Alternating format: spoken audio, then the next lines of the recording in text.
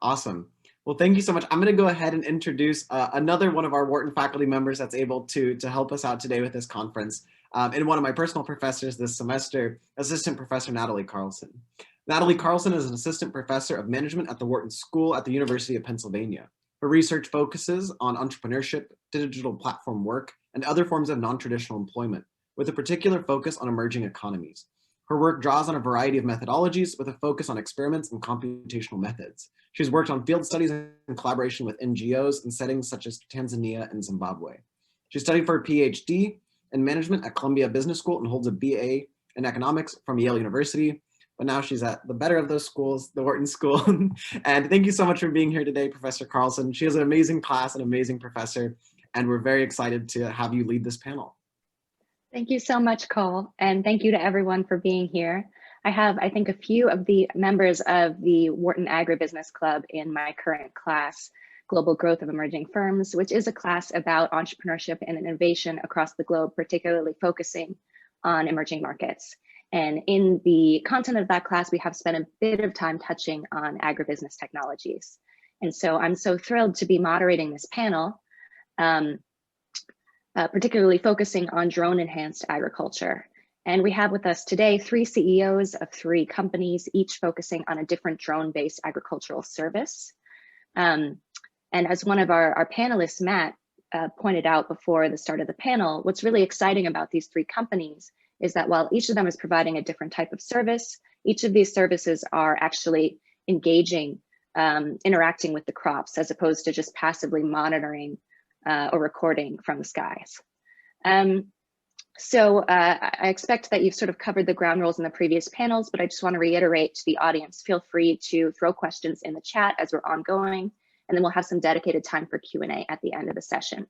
But without further ado, I'd like to introduce our 3 panelists. We have with us today Matt Koball, who is the founder and CEO of Dropcopter. We have Nathan Moses Gonzalez, who's the executive partner and CEO of M3 Agriculture Technologies and the CEO of M3 Consulting Group. And then finally, last but not least, Michael Ott, who is the founder and CEO of Rantizo. So I'd like to start by asking each of our panelists in turn to give a brief introduction to themselves, a brief personal bio, how they came to be running their respective companies, and then a brief overview of the technology at the core of their drone-based offering. So let's start with Matt. Good morning, or at least on the West Coast. My name's Matt Koball. I'm the CEO of Dropcopter. We provide aerial pollination services. So the easiest way to describe this is it's supplemental pollination, and we've been working only with tree crops at this point. We started about 4 years ago, specifically in almonds, to address the issue with the ever-increasing price for apiaries and bees, and have since moved into other crops such as cherries, apples. We're doing some genetic work with conifers, and are going to be doing some seed crops this next season. Wonderful, thank you. Nathan. Hello, good morning. I'm also on the West Coast reporting from Tempe, Arizona. So thank you all for having me here. It's really exciting to be on this panel, and I'm looking forward to the great discussion that we'll have. So myself, historically, before I started at M3, I worked in the United States Department of Agriculture on a very large program that uses sterile insect technique, which maybe we can go into a little bit further detail later. But essentially what we use is this sort of sterile insect technique, and it's a species-specific control strategy for managing crop pests and some of the most destructive pests on the planet. And so, looking at some of the programs that we've worked on in the past with closely alongside with USDA, we were able to use a sterile insect technique to reduce pesticide use by 80% plus in Arizona or in the United States and Mexico for an insect called pink bollworm. And then looking at up in Canada, upwards of 90% reduction in pesticide use using sterile insect technique. And we're starting to work closely with stakeholders throughout the world on this technology, not only just here in the United States, but also globally with the United Nations. And so it's been a very exciting opportunity for myself and my partnership at M3 Consulting Group, as well as M3 Ag-Tech, to work towards these innovative approaches and not only support the scientific aspects that we contribute to, but also on the ground supporting and deploying these technologies with innovative partners in the space. So thank you all. Looking forward to the discussion. Thank you so much, Nathan. And then finally, Michael. Yeah, thank you for the opportunity. I'm Michael Ott. I'm a chemist who worked in corporate venture capital before starting Rantizo. I've always been focused on precise application And with Rantizo, we sell a turnkey service that provides everything that an ag retailer would need to apply with a drone. So we're selling a drone hardware, software, training, support, insurance, licensing, a trailer, anything that you need, we've got it in there. And we're setting up a nationwide network of contractors to do deployment from drones. We're currently based in Iowa City, and we have operations from California to Pennsylvania. So we've got about 30 contractors nationwide doing that. And we're doing both liquid and dry applications. So on the liquid front, any fungicide, pesticide, you name it. On the dry side, we are doing pollen. We've pollinated corn, which is pretty difficult to do. We've done cover crop seeds, beneficial insects inside a greenhouse, et cetera. So we're kind of a full service shop that can do that, and really excited for the opportunity to chat more here. Thank you so much, Michael, and thank you to each of you. I'd love to start the conversation by asking broadly about some of the biggest challenges that each of you have faced operating in the drone-enhanced agriculture space. I'd like to invite any of you to sort of jump in any order that you like. Okay. Well, I guess, from my experience working with unmanned aircraft systems, I first started working in this space about 2008. And I was working with some colleagues from USDA on this topic, and we were curious about, how can we deploy these tools? What are the applications and limitations of unmanned aircraft systems or UAS drones in ag? And, some of the things that we found right off the bat was just the sort of like a concept that maybe these were toys, so that was some early conversations that we have with people like, what are you guys doing out there with those toys? How are they supporting and enabling agriculture? And really, that was just sort of like a mindset that was persistent early on that we had to overcome. And, nowadays we deploy unmanned aircraft systems. We fly several thousand flights per year in Washington State, California, Arizona, Michigan, all the way out in Pennsylvania even. And, it's just one of those things where it required a real change in the status quo and how people looked at aircraft and agriculture. It's a very big effort, and ag is one of the most dangerous airspaces for pilots to operate in. And so historically, the program that I operated in, there was actually 2 aircraft crashes that lost 3 lives in the sort of eradication effort that we're working with within the USDA. And so looking on the big picture and what we thought we could do with environments that are dull, dirty, and dangerous, we felt that unmanned aircraft systems could really enable us to deploy these systems, rapidly, much more economically. And, as regulations like Part 107 have come online and unmanned aircraft systems have become more ubiquitous, nowadays we're starting to see, much more acceptance and adoption of these sort of tools. But historically, just kind of removing that aspect of the sort of toy aspect of these drones and encouraging people to think more about the autonomy of it. Just from my experience, that was one of our key hurdles at the very start when we started to use the unmanned aircraft systems. I agree with that. The toy versus tool debate is one that people come up with, because when you see a little imagery drone, like that is a tool. It kind of looks like a toy. When you see a big deployment drone, that's much more of a tool. I'd say that from our perspective, the regulatory issue has been a real big challenge. So we're legally swarming nationwide. So in any rural area, we can fly multiple drones at a time. And that was a big challenge to get through. And so a lot of times we're finding the regulatory environment is a big hurdle. And many times I'd say it's well-intentioned rules that are written and they don't really apply, yet we have to follow them. One of the funny ones is early on, a drone sprayer was classified as a crop duster. So you had to follow all crop duster rules, which makes perfect sense. But when you had to wear a seatbelt, when you had to have the operator's manual on board, like as a pilot, that's now waived, but early on, that was not the case. So you'd be standing on the ground with a seatbelt on because you had to have a seatbelt. So things like that just don't necessarily apply. I can probably say the same thing. We're all pretty much in the same space, but when we started, we did not want to be a drone manufacturer, but there was no good commercial equipment out there. So we had to build our own, which on one hand was very good because we learned very much about the operating systems and about the equipment. The other thing is, like Michael said, the 137s, the FAA regulations, not only do our pilots have to have a 107 to operate, but we also have a 137 that we've had for over 3 years. And the amount of paperwork that generates and what we have to turn into the FAA is cumbersome. And whereas insect delivery doesn't have any of the regulations of the 137, we're a plant-based product, but we still have to file all our paperwork. We just recently went through almond season, and to this date, we've deployed 22 kilos of pollen, and we report that to the FAA, but we don't report that to the local ag departments. Thank you all. I'd love to pick up on a few themes that each of you highlighted. The first being this sort of perception of a toy versus tool. You know, drone technology is probably still quite unfamiliar to many farmers and many operators. So I wonder how you think about sort of training and education for particular stakeholders, or to what degree persuasion is part of your business model. Something that I've always noticed, and you know, I'm close to the Bay Area here. When you go out in the field, and I worked in the table olive industry for years, where a typical grower was 70 years of age, so not really familiar with technology. If you show up out in the field with some skinny pants and you know, a Silicon Valley shirt, immediately the growers are going to step back. So you have to be in their space, typically wear a baseball hat, blue jeans, but interact and have somebody who's familiar with agriculture and has had feet on the ground is the best way to get your foot in the door.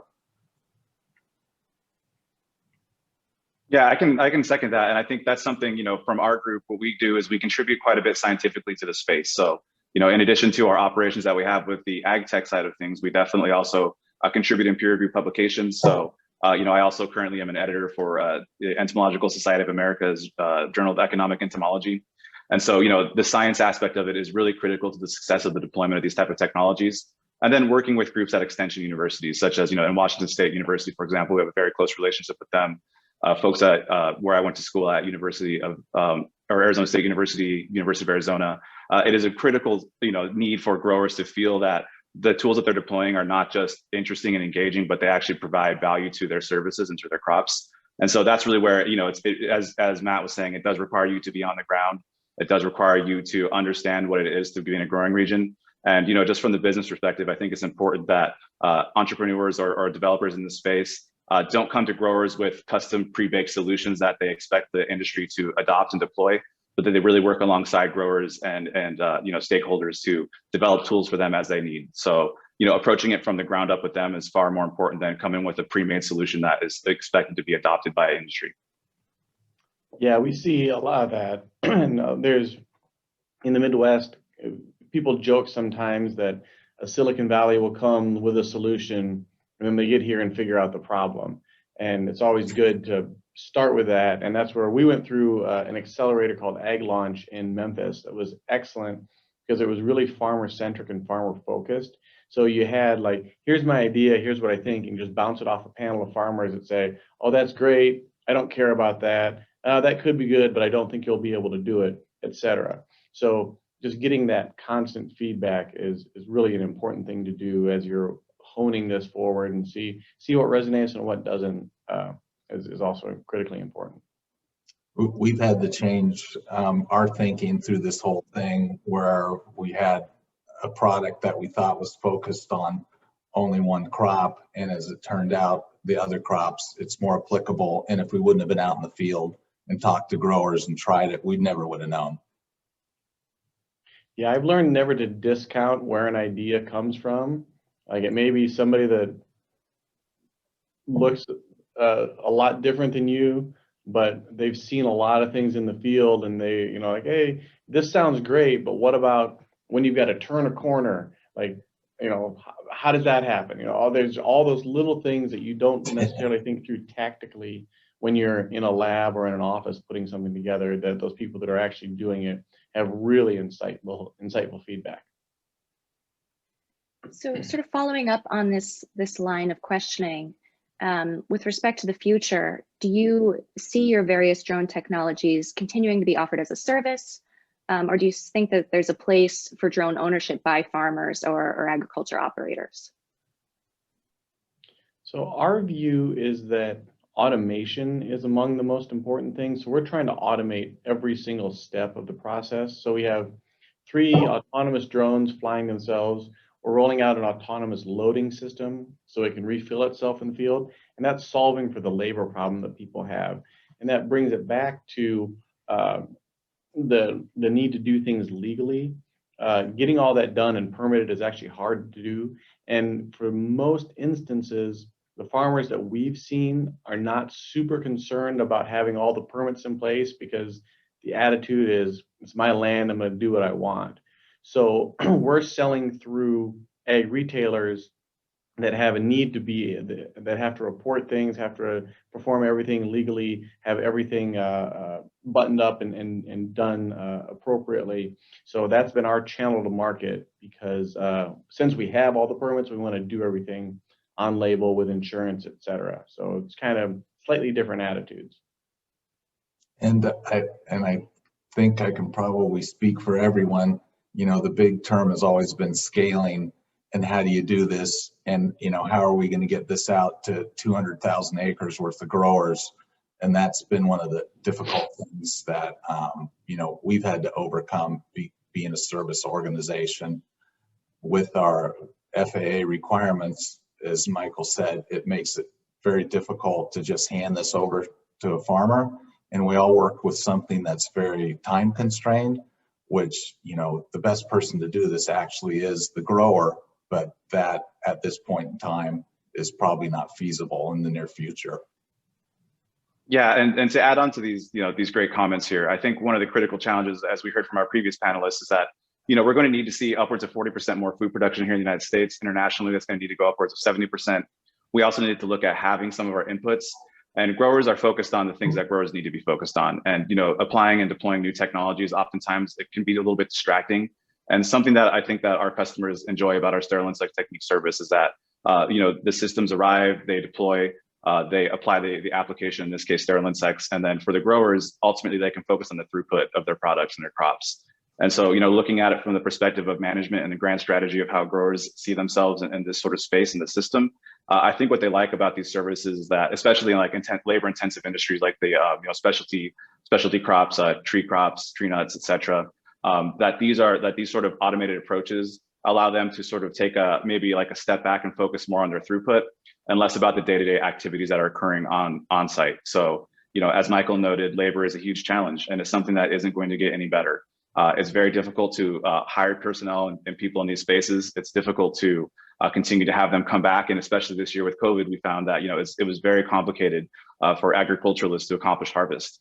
And so, you know, looking at technology that we're looking at with autonomy, I think that that's sort of where these, you know, autonomy as a service will be critical. And, you know, looking at other business models, such as like, you know, how GE, for example, may lease their engines out as a service to other manufacturers. I think that's really going to be the key way moving forward. This technology, this space moves so fast. And, you know, each year, just as Matt was noting, you know, you kind of have to create your own systems for the issues that you're addressing. And so, you know, for growers, it could be very rapid that they spend, you know, a ton of cash on something that next season might be obsolete. And so, you know, looking to it from the perspective of just long-term, you know, insurance of the technology and avoiding obsolescence, I think that it makes most sense for people to look at using drones as a service and allowing the service providers to maintain, support, insure, and deploy these systems. Thank you all. Bringing the conversation back to regulation, what do you think is the future of regulation in this space? Does your firm have any interest in, you know, helping to shape the regulatory environment? And then as a second part, do you have any thoughts about how the US regulatory environment around drone agriculture compares to perhaps neighboring countries? We've operated in Israel and down in Brazil, and they're much easier operating areas. They're farther ahead, I'd say, than the United States as far as their regulatory environment. Something that just came up, I think, today is the FAA is being sued about this remote ID, and that's going to affect all of us, which that's going to be implemented, what is it, in 2 years from now, where every aircraft has to have an ID. So it appears that the regulations where they're trying to figure out how to move the space, it's still going to be cumbersome for the next year or two. Yeah, we've started putting together a drone applications trade association, and I think that's going to be critical as we shape the different policy responses from the EPA, the FAA, from different countries, et cetera, et cetera. And it's really important to get all the right people at the table. And I think we've done a decent job, at least in the initial phases, of having chemical registrants, drone manufacturers, drone application companies, and all bringing that together. So it's not just like, hey, here's what one person thinks. We want to have a big table there, and then have the ability to do that. And rules are applied wildly differently across states and across countries. Canada, drone spraying is pretty much locked down. They have what I would deem to be a fairly antiquated view that a drone application is not specifically allowed on the label, therefore it's forbidden. Not many other countries share that, but Canada does. Some states are fairly locked down. North Dakota claims to be this very progressive drone free market state, like where they have all these drone things. You cannot get a drone sprayer permitted there. It's an absolute mess. So it's pretty hard. But South Dakota is great. Minnesota is great. And so it's across the border. So there's a lot of things there that are unequally applied and makes it difficult to scale a business. And for all of us, I think it's easy to say part of the reason why we got into this is we're in ag space. We're out away from populated areas. This should be the easiest place to fly a drone, right? Yeah, and I think that's an important point is the rules for autonomy, most of the time when people are thinking about this, they're imagining urban environments. So, here in Tempe, Arizona, for example, historically you would see a ton of Uber autonomous vehicles driving around in the space. And it was, really the policies around autonomy in general were focused specifically on urban environments. Operating an unmanned aircraft system, like you see in Matt's background, or excuse me, Michael's background, it's open, it's wide open spaces out in the country. And the applications of how you're flying a system, maybe in the middle of downtown Tempe versus how you'd fly a system out in the middle of a cornfield is radically different. And the risk tolerances need to be adjusted as such. So, thinking about the role that rural communities can play in this sort of just general development of autonomy, whether it's unmanned aircraft systems, autonomous vehicles, autonomous tractors in ag, it's actually a very great space and an incredible opportunity for people that are pursuing these sort of autonomous approaches. So, I highly encourage folks in conversations, either, through forums like this or just in other business meetings that we have with other folks to, really consider nuancing these sort of regulations and defining systems and spaces such as like, an ag airspace, for example, would be very beneficial to businesses operating in that space. Because, again, as Michael was noting with the seatbelt example, sometimes the things that you have to consider just don't apply in this space. And so, we work really closely again with USDA on these sort of topics, and it's really great to see, how government can sort of advance these tools moving forward. But again, just from the legislative and regulatory perspective, I think it's key that stakeholders sort of start to help their representatives understand the differences between the agricultural spaces that we operate in and the urban environments that most of these rules are designed for. Thank you so much. So turning the conversation to the future of drone technology, we've had a question from the audience about whether you see any field-changing technological developments or improvements on the near horizon. I think one thing that was really important that got a little bit of press to begin with was American Robotics and their drone in the box solution, where they're able to actually go through, deploy a system out in a field without an operator, and that's approved by the FAA. If we could get something similar to that, because what we all do is very time dependent, that would be very, very helpful. Yeah, and I think something that was like just really important to think about too is like what sort of adjacent emerging technologies are in this space. So, we hire quite a few cloud engineers and machine learning engineers that are focused on these sort of key questions about, how to best deploy autonomy, how to manage the airspace. And, just like, for example, looking at how machine learning can help you optimize your route mapping for applications or otherwise, collision avoidance. There was a paper that came out a couple of years ago that kind of reviewed some sort of swarm techniques and tactics, and they found that just by using unmanned aircraft systems and some sort of emergent behaviors that you can incorporate into swarms, they're able to actually reduce the amount of chemical input that was going into the environment and also increase the reduction or decrease the reduction of the pest population as a result of that. So, there's going to be a lot of adjacent tools that will sort of merge in the nexus around autonomy.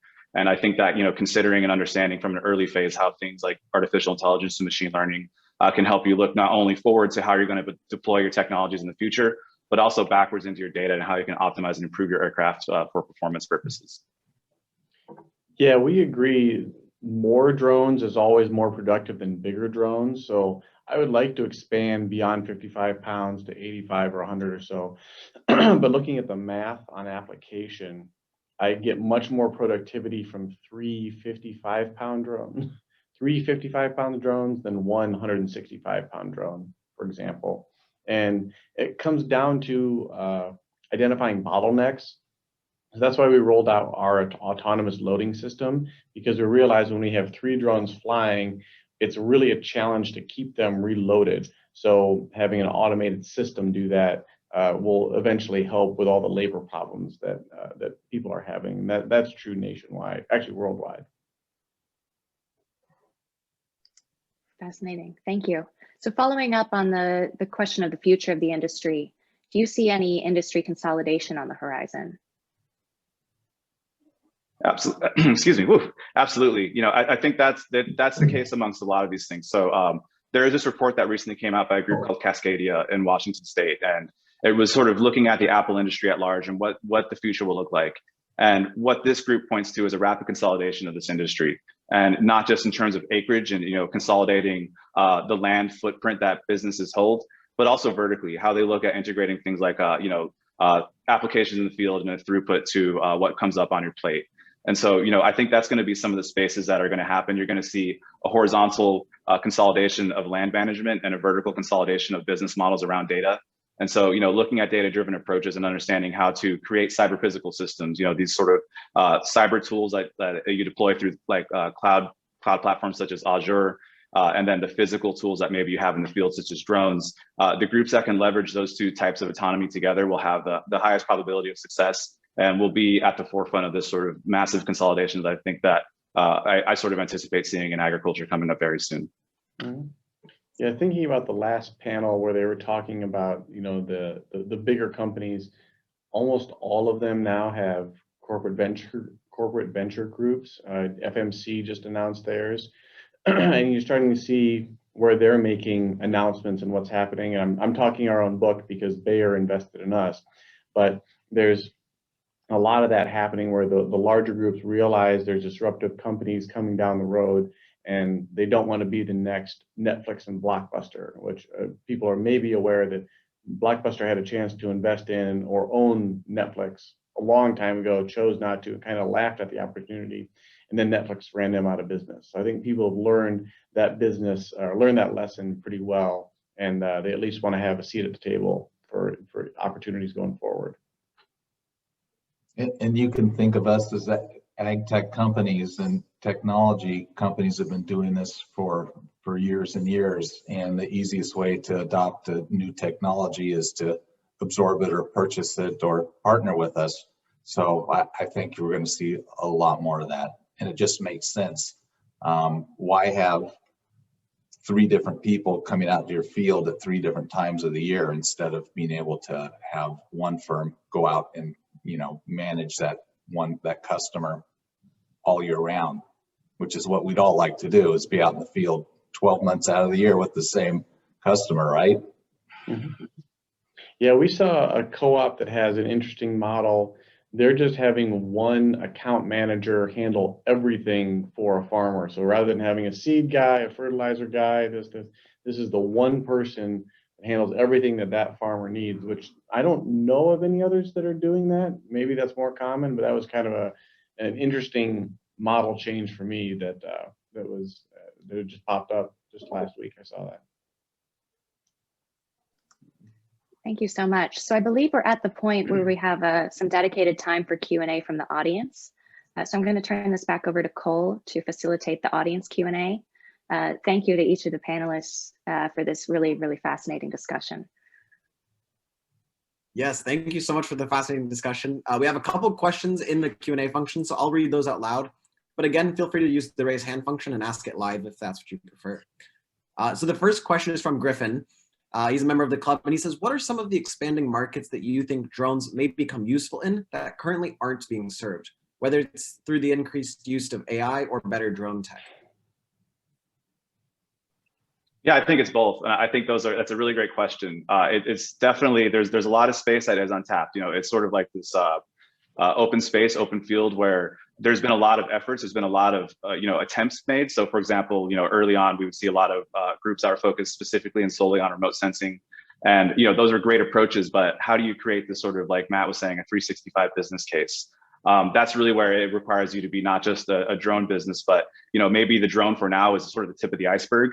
And what you do beneath the surface, the capacity that you're building under what is visible today, that's really where innovation will occur. And that's how businesses can really move themselves forward, is looking at things like artificial intelligence and not just looking at it as a cool buzzword to put on your pitch deck, but ensuring that you have a firm command of the technology and working across the value chain to support those sort of deployments. So, definitely thinking about autonomy and cyber physical systems for me is really the future of these sort of spaces. And if you're not equally competent in things like cloud computing or machine learning plus drone-based applications, it's just you won't be able to keep up with the pace of change, and it is very rapid.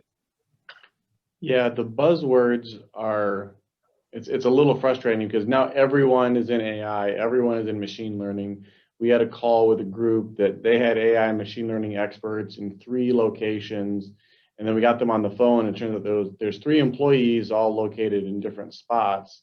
And like, this was like the AI person, this was the machine learning person. I was like, you have a person for that? Like, there's companies that have dedicated teams of developers, and it was like, it was kind of a buzzword. Like, so you quickly delve into it, but it gets hard to do. So it's a matter of actually delivering what you're saying. And I think there's so much hype around it. I think people got burned on drones.